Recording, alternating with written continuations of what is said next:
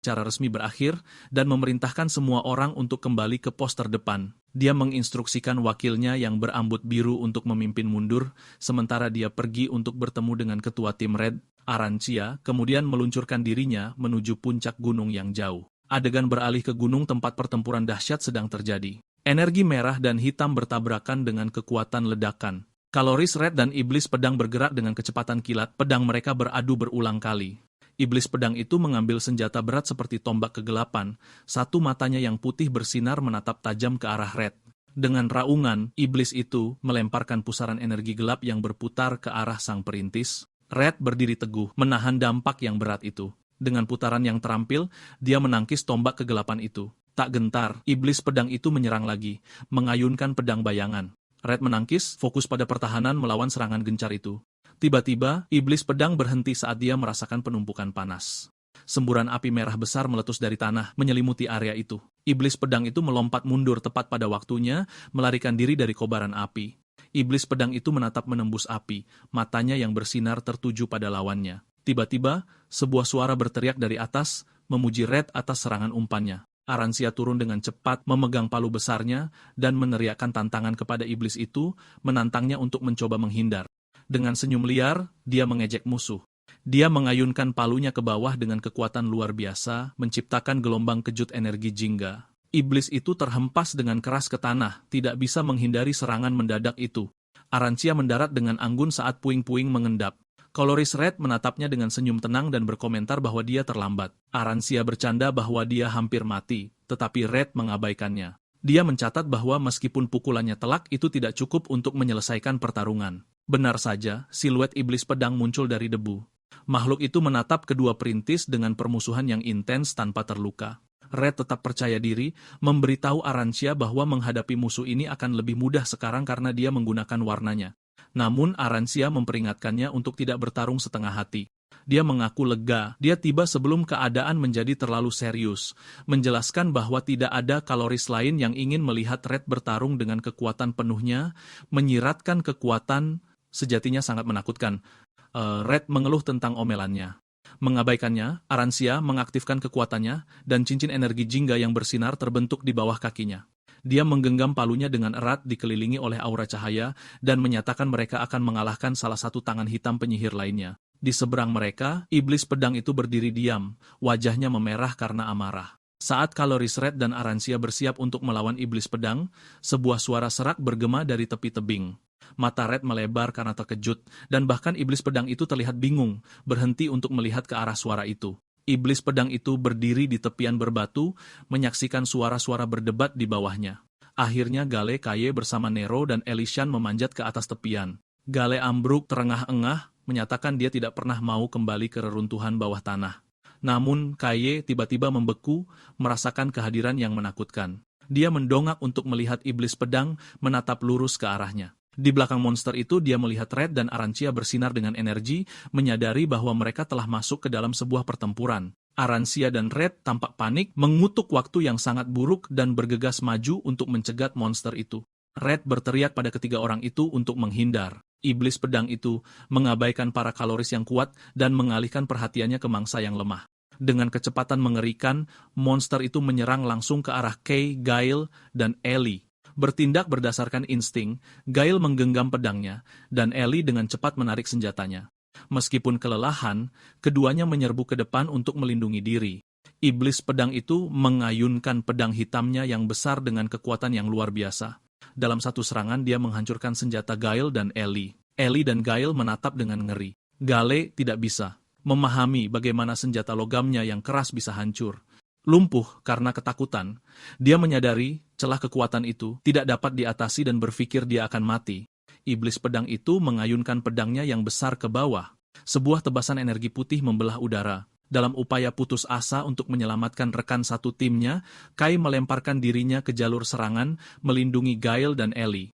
Serangan itu dengan bersih memotong tangan kirinya. Kai menggertakkan giginya kesakitan. Ellie meneriakkan namanya dengan ketakutan, dan Gail berteriak kaget saat iblis pedang itu menjulang di atas mereka. Kai jatuh ke belakang, berdarah hebat. Iblis pedang itu menerjang ke depan, melancarkan serangan lutut ke Gail dan mencekik leher Ellie. Dia menyanderanya, menggunakannya sebagai tameng manusia. Kaloris Red dan Arancia tiba tetapi membeku. Tidak bisa menyerang tanpa membunuh Ellie, iblis pedang memerintahkan mereka untuk berhenti, menyuruh mereka untuk membuka jalan dan tidak mengejarnya.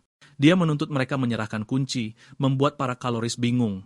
Dia memperingatkan bahwa gadis itu ada di tangannya, dan mengancam akan membunuh Ellie jika mereka tidak mendengarkan. Red menyipitkan matanya, merenungkan situasi. Arancia balas berteriak dengan bingung, bertanya kunci apa yang dia bicarakan. Dia gemetar karena marah, memanggilnya bajingan, sementara Red mengatupkan rahangnya, menyadari situasinya rumit. Sementara itu, K terbaring telungkup, lengannya yang putus berdarah. Nero melayang di atasnya sambil menangis. Tiba-tiba, tangan K yang tersisa berkedut. Iblis pedang itu terus menekan Ellie, menuntut sebuah keputusan. Namun, kehadiran gelap bangkit dari tanah. K perlahan mulai berdiri, siluetnya menjulang. Iblis pedang merasakan aura yang kuat dan menoleh, bingung. Dia tergagap, tidak dapat memahami apa yang dilihatnya, dan bertanya apa itu K.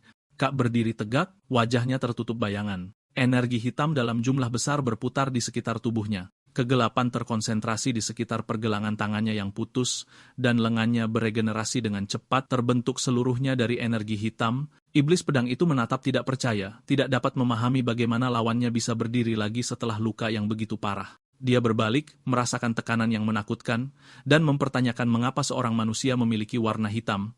Siluet K bangkit dikelilingi oleh energi gelap yang berputar. Kegelapan terkonsentrasi di pergelangan tangannya yang putus, membentuk tangan baru dari bayangan murni, dan Kai menarik energi itu bersama-sama, meregenerasi sepenuhnya anggota tubuhnya. Iblis pedang itu terguncang oleh prestasi yang mustahil ini. Tiba-tiba, semburan kekuatan gelap membuatnya terbang mundur. Arancia dan Kaloris Red tercengang. Iblis pedang itu terkesiap, mencengkeram lehernya saat kekuatan tak terlihat mencekiknya. Kaye berjalan maju, mengangkat monster besar itu ke udara dengan mencekik lehernya. Melihat bahaya, Arancia menggiring Elikayan dan yang lainnya ke tempat aman. Kaloris Red mengamati dengan ekspresi muram, takut kekuatan hitam yang tidak stabil telah menguasai pikiran Kai. Iblis pedang itu meronta saat wujud bayangan Kai menjulang di atasnya. Bertanya-tanya apakah anak itu telah berubah menjadi monster seperti Black Hand, kegelapan mengencangkan cengkeramannya, menghancurkan zirah dan tubuhnya. Dalam kesakitan, iblis pedang menyadari Kai mencuri eksistensinya. Dia menyadari sensasi mengerikan ini bukanlah halusinasi. Menatap mata Kaye yang bersinar, sang iblis menghubungkan kekuatan ini dengan sosok dari masa lalu, menyadari rasanya sama seperti dia. Di saat-saat terakhir kesadarannya, sang iblis mengerti Kai adalah orang yang selama ini mereka cari, mengidentifikasinya sebagai sang kunci. Rahang kegelapan yang mengerikan muncul dari tubuh Kai, mengelilingi iblis pedang, dan mencoba melahapnya. Makhluk itu menyadari gigi-gigi tajam mendekat dan dengan cepat menarik senjatanya. Melepaskan rentetan tebasan, iblis pedang menebas monster bayangan untuk menciptakan celah. Sadar dia tidak bisa menang dalam kondisinya saat ini, sang iblis memutuskan harus memperpendek jarak dan menyerang anak itu. Dia mengarahkan serangan ganas ke anggota tubuh K, berniat melumpuhkannya, tetapi dentuman keras terdengar saat serangan itu dihadang. Mata iblis pedang terbelalak kaget saat menyadari pedangnya telah dihentikan sepenuhnya. K berdiri tak bergerak diselimuti kegelapan, setelah menahan serangan itu dengan lengannya yang telah berubah wujud. Sang iblis bertanya-tanya mengapa serangannya tidak berhasil. Tangan K yang dilapisi energi hitam dengan kuat mencengkeram mata pedang sang iblis. Merasakan bahaya dari rahang yang mendekat, iblis pedang melompat mundur, nyaris lolos dari bayangan yang menggigit. Dia mendarat dengan selamat, tetapi lebih banyak bayangan langsung muncul di sekelilingnya. Berkeringat gugup, iblis pedang mengakui dia tidak menyangka kekuatan K akan sejauh ini. Tiba-tiba, perhatiannya teralihkan saat dia menyadari kehadiran lain mendekat. Arancia menyerbu ke dalam pertempuran dengan ekspresi marah, berteriak bahwa dia sudah muak.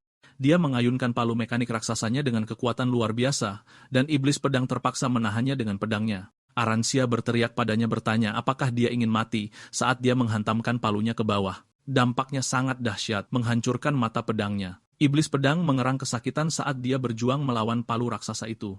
Arancia menatap tajam ke bawah, bertekad untuk menghancurkannya.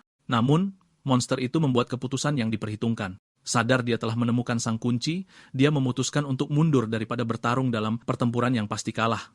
Dengan ledakan kecepatan tiba-tiba, iblis pedang melarikan diri, membuat Arancia terkejut dengan kepengecutannya. Dia langsung murka, meneriakinya karena lari, setelah menyebabkan begitu banyak kehancuran. Melihat arah tujuannya, dia panik dan berteriak kepada rekannya, memperingatkan mereka harus menghentikannya sebelum dia memasuki kedalaman. Iblis pedang yang melarikan diri itu berhenti, bingung saat sebuah suara memanggil. Coloris Red melangkah ke jalurnya, matanya bersinar merah saat dia bertanya pada monster itu kemana dia pikir dia akan pergi. Red menggenggam pedangnya, dan bilahnya menyala dengan cahaya merah tua saat dia menanamkannya dengan warnanya. Melepaskan teknik pamungkasnya, api pemusnahan kroma, dia mengayunkan pedangnya ke bawah. Serangannya begitu cepat, sehingga dengan bersih memotong lengan kiri iblis pedang dan membuat retakan besar di tanah di belakangnya. Lengan yang terputus itu jatuh saat iblis pedang memegangi bahunya yang berdarah karena kaget. Dia menatap lukanya, menyadari dengan ngeri bahwa kekuatan ini adalah kroma. Saat monster itu mengutuk, Coloris Red menyerang untuk serangan lain. Dia mengingatkan makhluk itu bahwa dia telah menjanjikan pertarungan yang layak dan menyatakan dengan ekspresi marah bahwa dia akan mengirim iblis itu ke neraka seperti teman-temannya. Pertarungan berakhir saat Coloris Red melepaskan rentetan tebasan energi merah. Iblis pedang berlengan satu itu, dengan putus asa, menahan serangan dengan pedangnya yang tersisa. Sadar dia tidak bisa menang, sang iblis bersumpah bahwa lain kali akan berbeda, dan bersumpah dia akan menangkap sang kunci.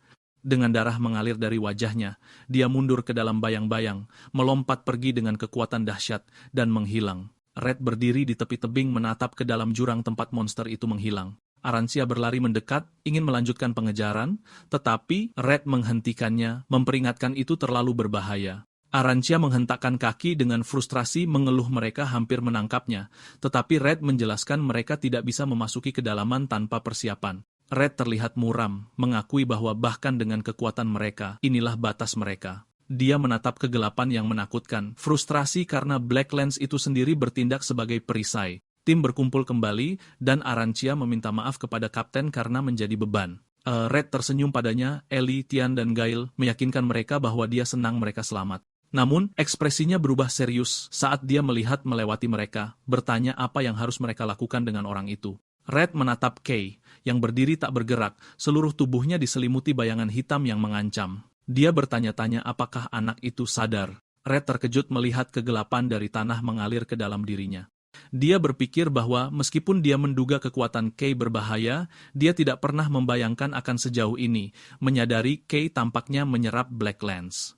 Saat pertempuran yang kacau berakhir, aura hitam mengerikan yang mengelilingi Kay mulai memudar. Tim itu memperhatikan, bertanya-tanya apakah dia sudah sadar kembali. Arancia terlihat cemas, tetapi Coloris Red memberi isyarat untuk diam. Mengamati dengan saksama, Kay berdiri goyah, matanya memutar ke belakang saat energi gelap benar-benar menghilang. Kelelahan, dia pingsan dengan wajah menghadap ke depan. Kelompok itu berdiri di atas tubuhnya yang tidak sadarkan diri, menatap dalam diam. Melihat anak laki-laki yang menggunakan kekuatan mengerikan seperti itu, mereka jadi mempertanyakan identitas aslinya. Di tempat lain, iblis pedang terhuyung-huyung menembus kegelapan, berdarah hebat. Dia mengerang kesakitan, memegangi lukanya. Namun, energi gelap berputar di sekitar bahunya, dan lengannya yang terputus. Beregenerasi. Tiba-tiba, suara mengejek bergema, menertawakan kondisinya yang babak belur dan bertanya apakah dia baru saja dihajar. Suara itu menggodanya bahwa sudah biasa baginya untuk ikut campur di tempat yang bukan urusannya. Iblis pedang menatap tajam ke dalam bayang-bayang. Dua gadis misterius dengan rambut hijau dan hitam muncul, dan iblis pedang mengidentifikasi mereka sebagai Viper, yang muncul sebagai beberapa sosok, mengelilingi iblis pedang yang terluka. Mereka mengobrol dengan gembira, menggodanya tentang kondisinya, dan menuntut untuk tahu siapa yang bisa mengalahkan seseorang sekali berdia. Salah satu kembar Viper memeriksa tanah, melihat jejak panas yang membakar dan energi merah murni. Dia mendongak dengan senyum licik, menyadari sang iblis bertarung melawan Coloris Red. Dia mengejeknya, tertawa bahwa ini adalah keajaiban dia selamat dari pertarungan melawan monster seperti itu. Iblis pedang mendengus kesal saat Viper terus mengejeknya. Dia membentaknya, menyuruhnya diam dan enyah. Tak terpengaruh, Viper mengomentari kekuatan Coloris Red, menyatakan bahwa meskipun manusia itu sangat kuat, gaya bertarungnya melibatkan pembakaran kekuatan hidupnya sendiri, meramalkan bahwa pada akhirnya dia akan hancur sendiri. Viper kemudian mengubah nadanya menjadi sesuatu yang lebih serius. Dia mengejar iblis itu, menunjukkan bahwa dia mengabaikan pertanyaannya tadi. Dia bertanya apakah dia menyadari bahwa tirai penyihir hitam, penghalang besar yang menghalangi reruntuhan, telah terbuka. Dia menyeringai jahat, bertanya apakah dia melihat siapa yang melakukannya dan bagaimana itu dibuka. Iblis pedang tetap diam, membuat Viper menghela napas dan mendesaknya lebih jauh. Dalam hati, iblis pedang menyebutnya bodoh, berpikir tidak mungkin dia akan membagikan informasi sepenting itu. Dia menyadari bahwa jika identitas sang kunci, K, diketahui, itu akan menjadi kerugian baginya. matanya bersinar dengan rasa kepemilikan saat dia bersumpah untuk menjadi orang yang akan mengklaim anak itu. Melihat penolakannya untuk berbicara, Viper tampak kecewa, mengeluh bahwa dia tidak asyik. Dia menatap punggungnya yang menjauh, merasakan keraguannya. Kedua kembar Viper terkikik, mengejek sang iblis karena bertingkah sangat mencurigakan. Mereka memberitahunya bahwa keheningannya hanya memperjelas dia menyembunyikan sesuatu, menyebutnya bodoh. Namun, si kembar dengan cepat kehilangan minat. Si kembar yang dominan menyatakan itu tidak masalah karena mereka akan mencari tahu sendiri. Mata Viper bersinar hijau saat dia menyimpulkan bahwa terbukanya tirai itu berhubungan dengan manusia dari kota. Berdiri di hadapan siluet bertentakel kolosal, Viper menyarankan bahwa karena mereka memiliki petunjuk, inilah saatnya untuk membuat keributan. Kota yang bersinar berdiri sebagai suar keselamatan di dunia yang gelap. Di ruang medis, Kay terbaring tak sadarkan diri, rambutnya kini putih kembali. Temannya, Mari, duduk di sisinya, sementara Coloris Red, Gail, dan Elisayan mengawasinya. 3 pionir elit itu mengawasi anak yang sedang tidur dengan ekspresi serius. Coloris Red merenungkan kekacauan di Blacklands, merasa malu. Dia berjanji tidak akan ada yang terluka parah, tetapi bayangan iblis pedang dan tangan Kay yang terputus membuktikan dia gagal.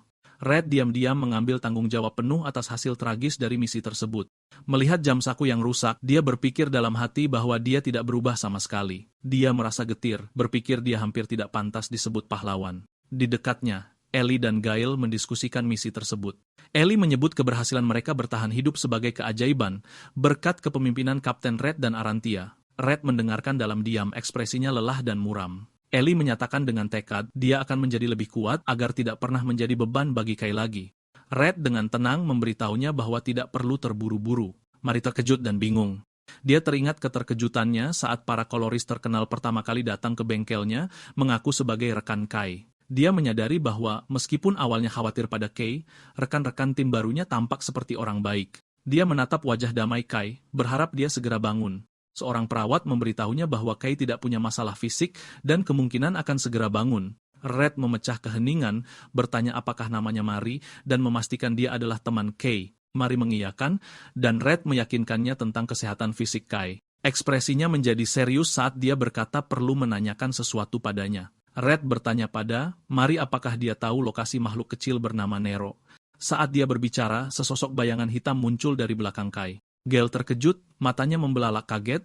Gale menunjuk ke tempat tidur, berteriak bahwa makhluk itu akhirnya muncul. Nero, si kucing hitam kecil, duduk di bantal Kay saat Gale meneriakinya karena bersembunyi. Gale melapor pada Red bahwa inilah makhluk yang menelan fragmen stela selama misi mereka. Dia mengeluh bahwa hilangnya kucing itu membuatnya sulit menjelaskan kepada atasan, sementara Red tampak bingung. Kehilangan kesabaran, Gale menerjang ke tempat tidur, memerintahkan kucing itu untuk datang padanya. Nero memukul wajah Gale dan terbang pergi, membuat sang pendekar pedang itu marah besar. Kucing kecil itu terbang ke dalam pelukan Mari yang protektif. Mari sangat gembira, mengatakan dia sudah curiga Nero bersembunyi di bayangan Kay selama ini. Dia memeluk kucing itu, lega, karena dia selamat. Di dekatnya, Red mengamati dengan konsentrasi tinggi. Menatap Nero, Red merasakan perasaan yang sangat familiar, meskipun dia tidak tahu mengapa. Dia bertanya-tanya apakah dia hanya berkhayal, matanya terpaku pada makhluk itu. Tiba-tiba, mulut Nero bersinar dengan cahaya warna-warni. Mari terkejut, kucing itu memuntahkan sebuah bola bercahaya. Red lega, mengakui bahwa dia khawatir tentang cara mengeluarkannya dari kucing itu. Ruangan itu diterangi oleh cahaya pelangi dari benda tersebut. Red mengulurkan tangannya ke arah fragmen stela yang melayang. Dia memegang potongan energi yang bersinar itu, puas karena mereka akhirnya mendapatkan fragmen lain. Namun, ekspresinya menjadi muram saat dia merenungkan harga mahal yang dibayar untuk satu benda ini. Saat tidak sadar, Kaye menghidupkan kembali pertempuran itu, mengingat bagaimana Ellie dan Gail tidak bisa menghentikan iblis pedang yang mengerikan. Putus asa untuk menyelamatkan teman-temannya, Kaye teringat perasaan harus turun tangan terlepas dari risikonya. Ketakutan dan kepanikan memenuhi pikirannya saat mimpi buruk itu mencapai puncaknya. Dengan teriakan keras, Kaye terbangun dan langsung duduk di tempat tidur, akhirnya sadar. Terengah-engah dan berkeringat, dia melihat sekeliling dengan bingung. Terkejut melihat Kapten Red memegang fragmen stela dengan Ellie dan Gail di dekatnya. Kay mencoba memahami sekelilingnya, bertanya-tanya di mana dia berada dan apa yang terjadi pada musuh. Menatap tangannya, teror menyelimutinya saat dia menyadari warna hitamnya telah hilang, membuatnya tak berwarna lagi. Dia panik, berusaha keras memikirkan alasan untuk menyembunyikan sifat aslinya dari para prajurit elit.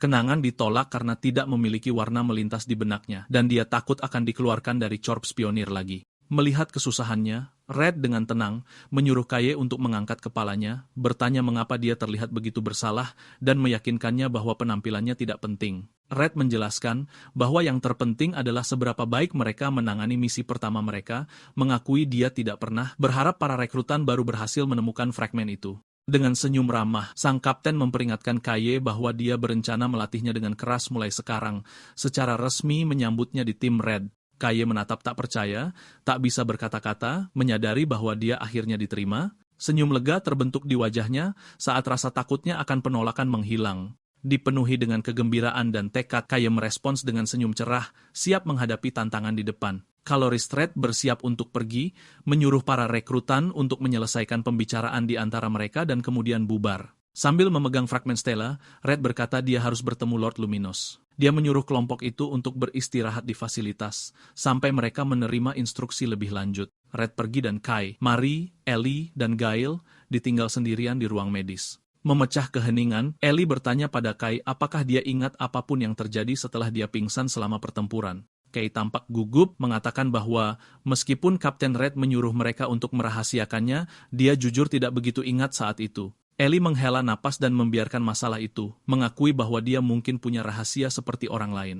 Kai bersikeras bahwa dia mengatakan yang sebenarnya tentang ingatannya, tetapi mengganti topik, bertanya bagaimana cara kembali ke keadaan warna hitamnya. Marie tertawa riang, menyuruhnya untuk tidak khawatir. Dia dengan bangga mengatakan telah menyiapkan sesuatu hanya untuk situasi ini. Dia mengobrak-abrik tasnya sementara yang lain menonton dengan ekspresi penasaran.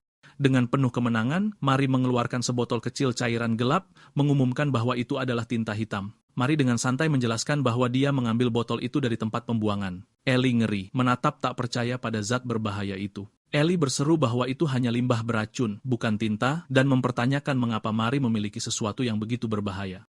Namun, Kaye sangat senang, menyebutnya sebagai tinta pribadinya. Dia mengabaikan peringatan Ellie bahwa cairan itu pada dasarnya adalah racun. Tanpa ragu, Kai membuka botol dan meminum lumpur hitam itu. Marie tersenyum penuh arti sementara Ellie membeku karena terkejut. Setelah selesai, Kai menghela napas puas, mengatakan dia merasa hidup kembali saat kabut gelap berputar di sekelilingnya. Energi gelap melonjak dan rambut Kai berubah menjadi hitam legam. Dia mengepalkan tinjunya dan mengumumkan pemulihannya selesai saat Marie bertepuk tangan dengan gembira. Marie memberitahu Kai bahwa tinta itu tidak cukup untuk memulihkan energinya sepenuhnya. Dia menyarankan mereka pergi ke studionya untuk mendapatkan lebih banyak, dan Kai dengan senang hati setuju. Gail, yang menonton dengan ekspresi muram, menyela pembicaraan tak berarti mereka dan mengumumkan dia akan pergi. Sebelum pergi, Gail berhenti dan menatap Kai dengan kecurigaan dan kebencian yang mendalam. Pandangannya jatuh pada lengan Kai, yang telah sembuh total setelah terputus dalam pertarungan. Gail berpikir bahwa regenerasi adalah kemampuan tingkat tinggi yang hanya dimiliki oleh Kaloris khusus. Dia bingung bagaimana Kai bisa melakukan sesuatu yang begitu mustahil. Dia menuntut untuk tahu mengapa Kai menempatkan dirinya dalam bahaya selama pertempuran. Gail mengingat saat Kai melompat di depan iblis pedang untuk melindungi mereka. Gail teringat keterkejutannya saat dia melihat Kai menerima pukulan dahsyat yang ditujukan untuk mereka. Kai terlihat tidak yakin bagaimana menanggapi nada agresif Gale. Dia menjelaskan bahwa dia merasa mereka dalam bahaya dan berpikir kemampuannya mungkin bisa menghentikan serangan itu. Dia menambahkan bahwa dia gagal, yang hampir membuat segalanya menjadi lebih buruk. Penjelasan rendah hati Kai hanya membuat Gale semakin marah dan dia mengatupkan giginya. Dalam kemarahan, Gale dengan kasar mencengkram kerah Kai. Dia berteriak pada Kai menuntut untuk tahu siapa yang meminta bantuannya. Wajahnya berkerut karena marah, Gale memberitahu Kai bahwa dia tidak menyukainya. Kai tertegun dan bingung, mencoba memahami mengapa Gale begitu kesal. Marie dengan cepat turun tangan, meneriaki Gale dan menuntut untuk tahu mengapa dia bertingkah begitu gila. Gale terdiam, ekspresinya muram saat dia memproses emosinya yang rumit. Setelah beberapa saat tegang, dia melepaskan kerah Kai. Tanpa sepatah kata pun, Gail berbalik dan berjalan keluar. Marie sangat marah, tetapi Ellie memberitahunya untuk tidak khawatir, menjelaskan bahwa Gail selalu sulit dihadapi. Ellie juga memutuskan untuk pergi. Kai berterima kasih padanya, dan dia menyarankan agar mereka menunda pertandingan mereka. Ellie pergi, dan Kay dan Marie ditinggal sendirian bersama Nero. Kay menyarankan mereka kembali ke bengkel Marie, dan dia dengan senang hati setuju. Sebelum mereka pergi, Kay ingat dia punya sesuatu yang spesial untuk ditunjukkan padanya. Marie menatapnya dengan rasa ingin tahu.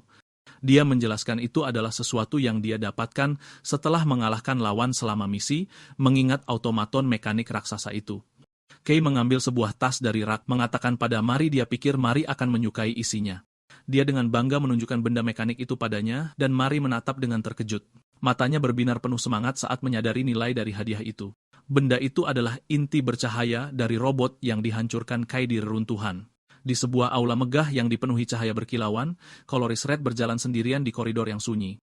Dia mempertahankan ekspresi serius saat mendekati tujuannya. Red memasuki sebuah ruangan besar yang dibanjiri cahaya keemasan yang intens. Di ujung tangga panjang, sesosok figur yang bermandikan cahaya, pelangi menunggunya. Red mengumumkan kehadirannya saat dia mendekat. Seorang wanita berambut pucat panjang dengan gaun putih elegan menyambutnya, mengatakan dia sudah menunggunya. Berdiri di hadapannya, Red berkata dia punya kabar baik untuk pertama kalinya setelah sekian lama. Dia melaporkan bahwa seperti yang wanita itu prediksi, mereka telah menemukan cara untuk membuka tirai penyihir hitam. Wanita itu, Lord Luminous, berbalik menatapnya. Di bengkel, Mari tenggelam dalam inti mekanik yang diberikan Kai padanya. Dia dengan penuh semangat membongkarnya, takjub karena cocok dengan teknologi kuno dari buku-bukunya. Dia mencatat bahwa meskipun menggunakan tinta sebagai bahan bakar seperti mesin mereka saat ini, efisiensinya berada di tingkat yang jauh lebih tinggi. Mari terpesona bahwa teknologi seperti itu membuat golem reruntuhan tetap bergerak hanya dengan tinta yang pudar. Sebaliknya, Kai duduk bosan dan tidak terkesan dengan Nero di sampingnya. Kai dengan skeptis bertanya, apakah inti itu begitu istimewa karena terlihat seperti yang lainnya? Mari balas berteriak bahwa itu istimewa. Dia menjelaskan menemukan relik semacam itu sangat langka, sesuatu yang bahkan korps perintis terkenal mungkin hanya temukan sekali setahun. Dia melamun tentang era teknologi yang hilang itu, berharap dia bisa mengalaminya. Kai menyela, secara praktis bertanya apakah dia harus menjual relik berharga itu. Mari bereaksi dengan marah, mengacungkan kunci pas dan menyebutnya amatir, karena berpikir seorang teknisi sejati akan memilih uang daripada mempelajari harta karun seperti itu. Dia dengan percaya diri menyatakan bahwa ide-ide sudah membanjiri pikirannya, dan berjanji akan menggunakan pengetahuan ini untuk menciptakan perlengkapan terbaik untuknya. Kai tersenyum, berpikir kebahagiaannya membuat semua ini sepadan. Saat dia dan Nero bersiap untuk pergi, mengatakan pada Mari dia akan kembali nanti, Mari tiba-tiba memanggilnya untuk menunggu. Mari memberitahunya bahwa dia baru ingat ada seseorang yang mencarinya, membuat Kai bingung. Mari menjelaskan dia berada di Shadow District Gathering Inns ketika orang asing mendekatinya.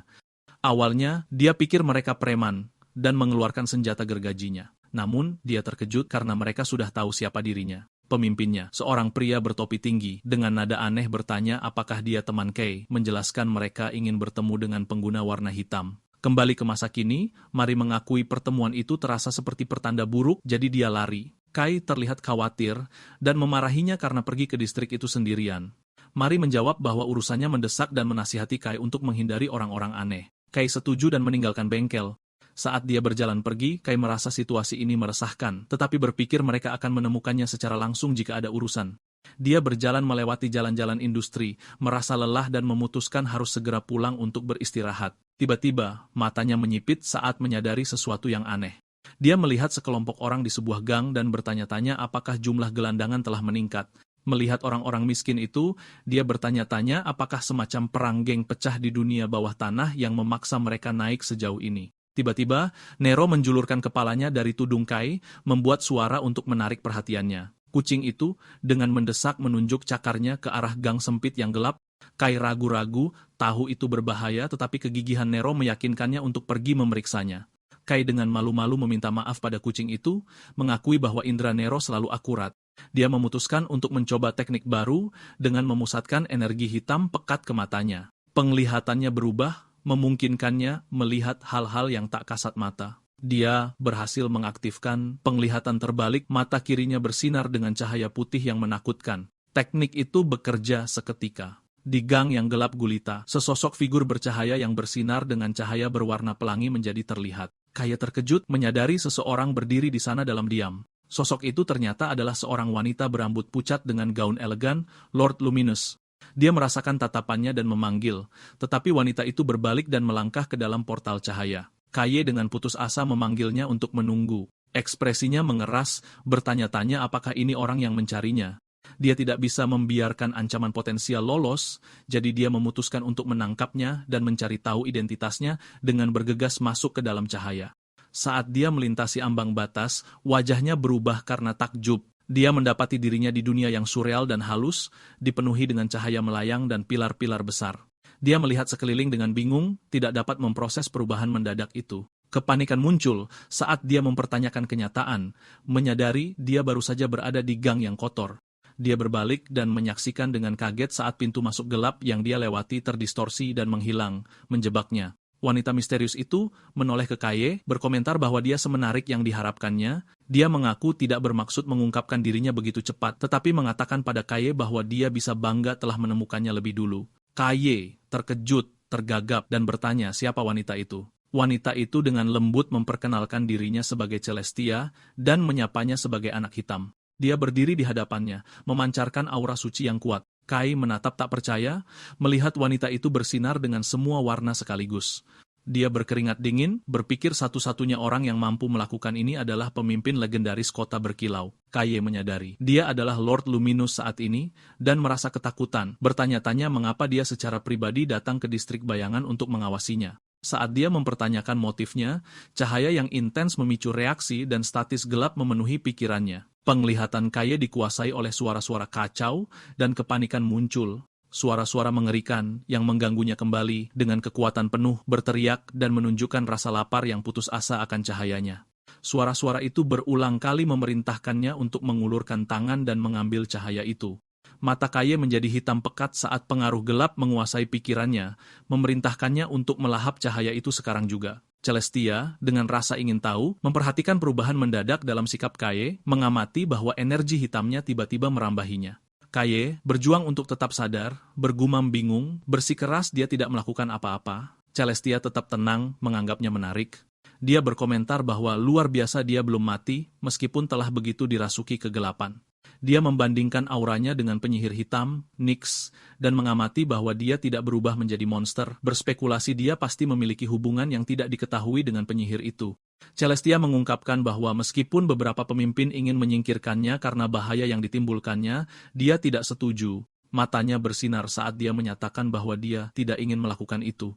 Dia menjelaskan bahwa melihatnya menahan kerusakan, membuktikan dia memiliki potensi. Dia menyatakan kemampuannya terlalu berharga untuk disia-siakan, dan untuk melindungi kota, mereka harus menggunakan kekuatan hitam, menerima bahwa risiko tinggi membawa imbalan tinggi. Memutuskan sudah waktunya untuk percakapan yang pantas, Celestia menggenggam tongkatnya dan melepaskan gelombang besar cahaya pemurni yang cemerlang untuk menekan kegelapan di sekitar Kai. Cahaya pemurni menyapu Kai, dan pengaruh gelap itu lenyap seketika. Dia terengah-engah memegangi kepalanya dan menyadari suara yang didengarnya selama kerusakan adalah yang paling jelas. Celestia bertanya apakah mungkin dia mendengar suara penyihir hitam. Kaye terlihat tidak yakin, mengaku tidak tahu. Celestia tertawa lembut menyuruhnya untuk tidak tegang. Dia menjelaskan dia hanya ingin bertemu dengannya setelah mendengar ceritanya dari Coloris Red. Namun, sebelum mereka berbicara, Celestia berkata dia ingin mengungkapkan rasa terima kasihnya. Kaye bingung bertanya apa yang telah dia lakukan hingga pantas menerima itu. Celestia meraih ke dalam riak cahaya dan mengeluarkan fragmen stela yang bersinar. Dia memegang cahaya yang bersinar itu, menjelaskan bahwa tidak banyak orang yang tahu arti sebenarnya. Dia mengatakan pada Kaye bahwa dia pantas berterima kasih karena telah mengambil kembali cahaya berharga ini. Kaye dengan rendah hati tergagap bahwa seluruh tim Red membantu mengambilnya. Celestia tersenyum, mengakui hal ini, tetapi menekankan bahwa yang benar-benar penting adalah Kaye secara khusus membuka tirai penyihir hitam. Dia menatapnya, bertanya apakah dia sadar betapa luar biasanya hal yang telah dilakukannya. Kaye berdiri terdiam, tertegun. Celestia mengungkapkan sebuah kebenaran yang mengejutkan. Bahkan seorang Luminous seperti dirinya pun tidak pernah bisa membuka tirai penyihir hitam karena hanya penyihir itu sendiri yang bisa. Dia mengungkapkan bahwa fragmen stela tersebar di seluruh tanah hitam, sebagian besar tersegel di dalam tirai ini. Kota ini terus berjuang untuk mendapatkannya, tetapi satu-satunya yang berhasil didapat sejauh ini untungnya berada di luar. Kaye menatap Celestia dengan bingung, mengaku tidak mengerti mengapa dia menjelaskan ini padanya. Dia menunjukkan bahwa dia bahkan tidak tahu bagaimana fragmen itu digunakan, atau mengapa itu begitu penting. Celestia mengakui seharusnya dia menjelaskan tujuannya terlebih dahulu. Dia tersenyum misterius, memutuskan bahwa melihatnya secara langsung akan lebih jelas. Dia memperingatkan Kai untuk tidak memberitahu siapapun tentang ini, karena hanya sedikit yang tahu kebenarannya. Tiba-tiba, lingkungan berubah. Kai terkejut mendapati dirinya berada di platform bercahaya tinggi di udara. Dia terkejut melihat kota yang bersinar di bawah berbatasan dengan dinding kegelapan hitam pekat yang luas. Kai panik bertanya di mana mereka berada. Dia melihat sebuah kastil megah yang bercahaya di dekatnya. Celestia menyuruhnya untuk tidak panik, menjelaskan bahwa mereka telah pindah ke kediamannya. Dia mengulurkan fragmen stela, memberitahu Kaye bahwa dia adalah orang pertama yang ditunjukkannya hal ini. Sambil mengulurkan tangannya ke arah cakrawala, dia memerintahkannya untuk memperhatikan baik-baik. Sebuah pilar besar cahaya putih murni dan pelangi melesat ke atas, menembus langit. Energi itu melonjak keluar dengan ledakan yang memekakkan telinga, menciptakan gelombang kejut cahaya yang sangat besar. Kaye berdiri di hadapan pilar raksasa itu dengan takjub, matanya terbelalak tak percaya. Dinding besar Blacklands secara fisik terdorong mundur oleh kekuatan cahaya itu. Kaye menyaksikan dari platform tinggi saat batas kegelapan mundur, memperluas wilayah aman kota. Di kota yang bersinar, seorang loper koran meneriakkan berita tambahan dari sudut jalan saat konfeti berjatuhan, merayakan pagi baru bagi kota itu. Warga berkumpul di sekitar koran, mengagumi keajaiban kemarin. Mereka membahas bagaimana pilar cahaya Lord Luminous mendorong mundur tanah hitam pertama kalinya dalam beberapa dekade umat manusia merebut kembali wilayah dari kegelapan. Orang-orang optimis percaya bahwa kota yang bersinar akan meluas dan lebih aman dari monster. Mereka berharap suatu hari nanti dapat menaklukkan Blacklands sepenuhnya. Melihat kastil yang bercahaya, warga bertanya-tanya tentang Lord Luminous yang misterius, yang jarang muncul di depan umum karena sibuk melindungi cahaya kota. Sementara itu, efek ekspansi mulai terasa. Para pekerja dan penambang berbaris ke tanah baru, bersemangat untuk mendapatkan sumber daya langka dan tinta yang sebelumnya tidak dapat diakses. Di dalam sebuah tempat yang ramai, seorang pria berteriak tentang regu perintis baru, mendesak investasi. Di latar belakang, Kai duduk diam, wajahnya tersembunyi oleh tudung sambil memegang koran. Nero, si kucing hitam, mengunyah makanan ringan sambil mengintip dari jubah Kai. Kai berpikir kegemparan di kota adalah hal yang wajar setelah peristiwa besar kemarin. Beberapa jam sebelumnya, Kai berdiri di hadapan wujud bercahaya Celestia di alamnya yang agung. Dia menjelaskan fragmen stela yang diambilnya adalah benda yang luar biasa, memungkinkan banyak hal terjadi. Namun, nadanya berubah menjadi serius. Dia memperingatkan Kai bahwa Black Hand, sebuah organisasi yang terkait dengan sosok yang dilawannya, juga memburu fragmen itu. Begitu mereka mengetahui kekuatannya, mereka akan tanpa henti mencoba menangkapnya. Celestia meyakinkan Kai yang gugup bahwa kota ini telah menangkal Black Hand untuk waktu yang lama dan dia berjanji untuk melindunginya. Ekspresinya berubah sedih saat dia mengungkapkan kebenaran yang pahit. Meskipun ada perayaan, kota ini mengerahkan sumber dayanya hingga batasnya hanya untuk bertahan dalam perang. Dia menatap Kai dengan mata berwarna pelangi, memberitahunya bahwa dia istimewa. Dia memperingatkan bahwa banyak orang sekarang akan takut atau mencoba mengeksploitasi kekuatannya yang unik. Kai mendengarkan saat Celestia berjanji untuk mencegah masalah apapun dari pihaknya. Dia menyuruhnya untuk melanjutkan kegiatannya sebagai perintis seperti sebelumnya. Pertemuan berakhir dan Celestia mempersilakannya pergi. Kai berbalik untuk meninggalkan platform.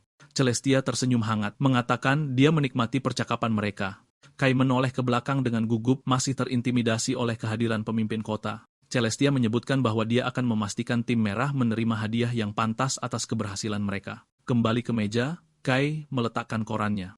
Dia telah beristirahat selama sehari dan bertanya-tanya apa yang harus dilakukan selanjutnya. Dia memikirkan Mari, teringat gadis itu sedang kesulitan karena hampir kehabisan tinta. Memutuskan untuk menjadi produktif, Kai meninggalkan koin untuk pembayaran dan mempertimbangkan untuk pergi menambang seperti yang biasa dilakukannya.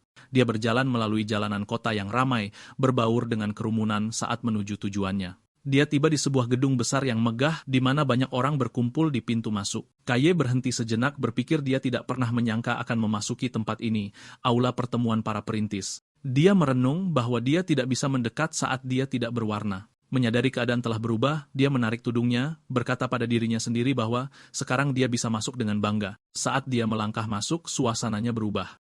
Para perintis lainnya berhenti dan menatap saat pemuda berambut gelap itu masuk. Kerumunan segera berbisik, bertanya apa dia itu. Mereka mengenalinya sebagai pria yang dirumorkan mendapatkan warna hitam, pemilik pertama warna itu. Para penonton berkomentar bahwa rumor itu benar, dan dia terlihat lebih menakutkan dari dekat. Mereka merasa tidak nyaman melihatnya dan mempertanyakan mengapa pasukan perintis Dawn merekrutnya. Yang lain bergosip tentang prestasinya. Mendengar dia memberikan kontribusi besar pada penjelajahan pertama. Seseorang mencatat bahwa pasukan akan memberinya hadiah, sementara yang lain bertanya-tanya bagaimana dia menarik perhatian kaloris elit, Red. Dari balkon di atas, seorang kaloris melihat ke bawah dengan penuh minat, berkomentar bahwa anak itu benar-benar hitam pekat. Rafian bertanya pada koloris itu mengapa dia berdiri dan menyuruhnya duduk. Koloris itu menjelaskan bahwa dia hanya ingin tahu tentang anak yang direkrut Red. Dia menoleh ke Oransia, teringat bahwa dia ada di pertempuran baru-baru ini, dan bertanya apakah Kaye sehebat yang dirumorkan. Oransia terlihat berpikir dan mengakui bahwa Kaye memang mengesankan. Namun dia teringat entitas bayangan gelap di belakang Kaye selama pertarungan. Dia mengatakan ada faktor-faktor yang meresahkan tentangnya, menyarankan agar mereka mengawasinya dengan cermat. Bukannya khawatir, koloris itu tersenyum, mengatakan bahwa deskripsinya membuatnya semakin ingin tahu tentang anak itu. Di lantai utama, Kaye berdiri sendiri mendengar bisikan gelar barunya, Kaye si hitam. Kaye mendekati meja resepsionis di mana seorang staf menyambutnya. Kaye mengonfirmasi ini adalah pertama kalinya dan mengatakan dia ingin mencoba pekerjaan apapun yang tersedia. Resepsionis melihat dia tidak memiliki lambang resmi dan memberinya dokumen. Dia menjelaskan para perintis baru dibatasi pada misi berisiko rendah seperti menambang tinta atau melawan makhluk kecil. Sementara itu, di sebuah sudut, sekelompok pria mengawasi Kai dengan permusuhan. Seorang pria mengungkapkan rasa jijiknya pada warna Kai, menyebutnya menjijikkan, dan mempertanyakan apakah manusia bisa berwarna hitam. Dia mengeluh Kai terasa tidak menyenangkan, seperti makhluk, dan mengkritik mereka yang meributkannya. Dia menoleh ke pria di sebelahnya, memanggilnya bos dan bertanya apakah dia setuju. Bosnya, seorang pria dengan rambut merah gelap, duduk diam dengan tatapan dingin. Dia menatap tajam ke seberang ruangan. Saat Kai selesai di konter dan berbalik untuk pergi, pria berambut merah itu memelototinya, menggumamkan bahwa bocah berkepala hitam itu menyebalkan. Bos itu, penguji yang awalnya menolak Kai, menatapnya dengan kebencian yang mendalam. Dia teringat misi baru-baru ini ketika dia melihat Kai bersama para koloris elit, mengakui bahwa dia tidak menyukainya sejak saat itu. Dia tidak mengerti mengapa seorang blasteran yang beruntung dan menarik perhatian seorang koloris bisa ikut dengan begitu mudah. Dia mendengar Kai adalah seorang pemula tanpa pengalaman. Melihat Kai pergi, penguji itu berdiri, marah karena veteran seperti dia lebih memenuhi syarat untuk pasukan elit. Dia mengumpulkan kelompoknya untuk mengikuti, mengatakan mereka tidak bisa membiarkan warna hitam mencemari kota. Keempat pria itu berdiri dengan niat jahat, setuju untuk memberi Kai pemurnian yang layak. Sementara itu, Kai telah berkelana ke tanah terlantar. Dia berdiri di depan tebing gelap besar yang menggantung di atas lanskap seperti tirai. Dia mengangkat permata hitam besar yang bersinar, merayakan karena menemukan satu lagi. Kaye mengidentifikasi benda itu sebagai biji kromatik. Dia berdiri di samping tumpukan permata berwarna-warni yang telah dia kumpulkan, menyadari ini adalah pertama kalinya dia mengumpulkan begitu banyak. Dia tersenyum, berpikir bahwa hasil tambang selama ini sedikit, jadi hasil panen ini sempurna. Biji-biji ini digunakan sebagai bahan bakar dan senjata seperti tinta, jadi akan laku dengan harga tinggi. Kaye membayangkan wajah bahagia Mari saat melihat sumber daya itu, dan dia menyerahkan karung yang berat padanya. Mata kirinya bersinar dengan cahaya gelap saat dia menggunakan penglihatan terbaliknya. Dia menyadari berkat ini, mengumpulkan sumber daya akan jauh lebih mudah. Di atas lanskap kelabu, dia melihat kilauan warna-warni dari sumber daya tersembunyi yang tidak bisa dilihat orang normal. Dia menyadari bahwa tidak peduli seberapa gelap atau tersembunyi, dia bisa melihat semuanya dengan jelas. Saat energinya memudar, dia mengingatkan dirinya sendiri bahwa teknik itu menghabiskan banyak warna, jadi dia tidak bisa menggunakannya terlalu lama. Kaye bercanda dengan kucing di bahunya, memberitahu Nero bahwa dia mungkin tidak akan mendapat giliran lagi karena dia menjadi sangat efisien. Nero mengangguk. Melihat 2 karung penuh biji, Kaye menyadari dia selesai lebih cepat dari yang diperkirakan. Dia khawatir membawa sebanyak ini kembali sekarang akan menarik perhatian yang tidak perlu. Dia memutuskan untuk menghabiskan waktu di tanah tandus sebelum kembali ke kota. Kaye memutuskan untuk menggunakan waktu luang ini untuk melatih kemampuannya. Dengan Nero di bahunya, Kaye memegang permata gelap bersiap untuk berlatih. Dia merenungkan kemampuan utamanya, penyerap tinta. Dia ingat menyerap serangan selama ujian dan misi, menyadari bahwa meskipun memerlukan kontak, terkadang kekuatannya melonjak tak terkendali di luar kehendaknya. Dia menyadari harus belajar mengendalikan kekuatan yang tidak stabil ini demi masa depannya. Dia mengambil beberapa permata biru yang bersinar untuk mulai bereksperimen. Dia mengagumi sebuah permata, memperhatikan warnanya yang cerah dan harganya yang mahal, tetapi saat dia fokus, kekuatannya aktif sebelum waktunya. Energi gelap berputar di sekitar tangannya, dan kemampuannya langsung terpicu menyerap energi batu itu. Kaye panik saat permata itu berubah menjadi putih dan tidak berharga. Dia berteriak frustrasi, meratapi harganya dan memarahi kekuatannya karena menyerapnya tanpa izin. Meskipun rugi, Kaye menenangkan diri, menyadari dia mulai memahami sensasinya. Dia menganalisis pengalaman masa lalu, menyadari semakin cerah warna target, semakin kekuatannya bertindak sendiri. Dia membandingkannya dengan mendengar bisikan di dekat Tuan Luminous dan bertekad untuk tetap waspada agar kekuatannya tidak mengendalikannya. Kaye melihat energi gelap di dadanya. Dia bertanya-tanya apakah warna yang dia serap hanya menjadi hitam atau tetap memiliki sifat uniknya. Dia mempertanyakan apakah dia bisa menggunakannya dengan cara yang berbeda. Sebuah teori terbentuk. Jika hitam mengandung semua warna lain, mungkin dia seperti Tuan Luminous. Dia mencapai kesimpulan yang menakjubkan. Dia mungkin bisa menggunakan setiap warna yang ada. Kaye fokus mencoba mengingat sensasi kekuatan spesifik yang dia rasakan sebelumnya. Dia harus mengingat momen itu untuk mengendalikan kemampuannya. Dia membayangkan kekuatan luar biasa dari pemimpin tim Red mengingat aura merah menyala yang intens. Dia mencoba meniru perasaan itu, bertanya-tanya apakah panas adalah kuncinya.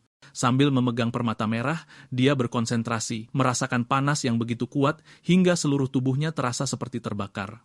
Namun, kendalinya gagal dan permata itu hancur berkeping-keping membuat Kaye terkejut dan kecewa. Sendirian di tanah tandus berbatu, Kaye mengakui menguasai kekuatan ini tidaklah mudah. Dia menerima bahwa dia tidak bisa mengharapkan kehebatan secara langsung. Meskipun mengalami kemunduran, dia tetap bertekad dan memutuskan untuk berlatih sampai matahari terbenam. Beberapa jam kemudian, langit di atas ngarai menjadi gelap. Kaye berjalan melewati celah sempit, terengah-engah sambil membawa karung besar berisi sumber daya. Berkeringat dan kelelahan, dia memeluk tas itu, bertanya-tanya apakah dia terlalu serakah dan mengumpulkan terlalu banyak. Tiba-tiba, sebuah suara dari bayang-bayang mengejeknya sebagai bajingan lambat. Kaye melihat ke bawah, terkejut melihat 4 siluet menghalangi jalan keluar celah itu. Sosok-sosok itu adalah para perintis dari balai pertemuan. Bos berambut merah itu berdiri di depan dengan ketiga anak buahnya, menatap Kaye dengan ekspresi permusuhan. Kaye balas menatap, bingung. Bos itu menyeringai jahat, mengatakan dia tidak menyangka akan bertemu selebriti kota di sini. Dia menyapa Kaye dengan sinis, memanggilnya bocah sialan. Kaye balas menatap, waspada dan tidak yakin apa yang dilakukan orang-orang ini di sana.